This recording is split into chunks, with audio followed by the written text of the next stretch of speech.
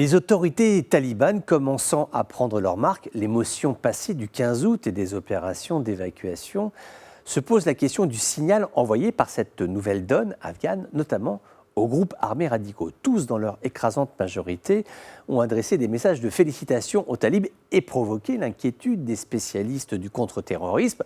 D'abord la crainte de voir émerger un nouveau mythe vivant, celui du groupe armé, les talibans, qui défie une toute-puissance, par exemple américaine, qui remporte la guerre et impose leur régime. Après l'épouvantable épopée sanglante de l'EI, une sorte de success story de la pensée radicale.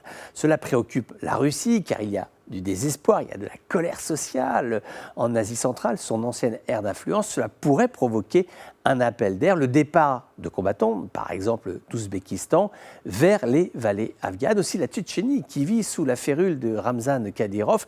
Que se passera-t-il si l'aventure talibane réveille le maquis islamiste, quasiment atone, qui survit sous le nom de Émirat du Caucase, une coquille presque vide? Pour autant, cette coquille ne risque-t-elle pas de s'en trouver vivifiée? Point d'interrogation. Concernant le groupe État islamique nommé ISK dans la région, depuis 2018, il s'est décentralisé en petites cellules des réseaux d'infiltration, notamment dans les grandes villes, Jalalabad et surtout Kaboul, d'où ils ont signé la dernière attaque contre des Américains durant les opérations d'évacuation. Avec 77 attaques comptabilisées depuis le début 2021, leurs activités sont en hausse. Maintenant, de là à provoquer un appel d'air comme en Syrie, par exemple, c'est peu probable. En tout cas, pas de départ massif, les zones sont difficiles d'accès. ISK est très méfiant.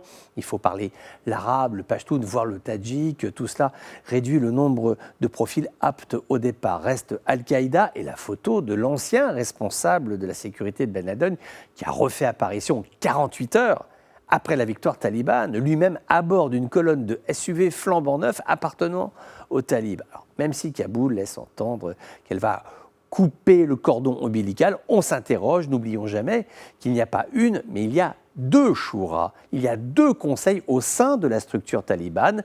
L'une d'elles est dominée par le clan Haqqani, entité classée terroriste, qui a toujours été très proche de l'ISI des services pakistanais. La figure montante du mouvement Al-Qani, c'est Anas Al-Qani, un jeune, il a 28 ans. Son discours aujourd'hui appelle à la pacification, au règlement des litiges à l'amiable.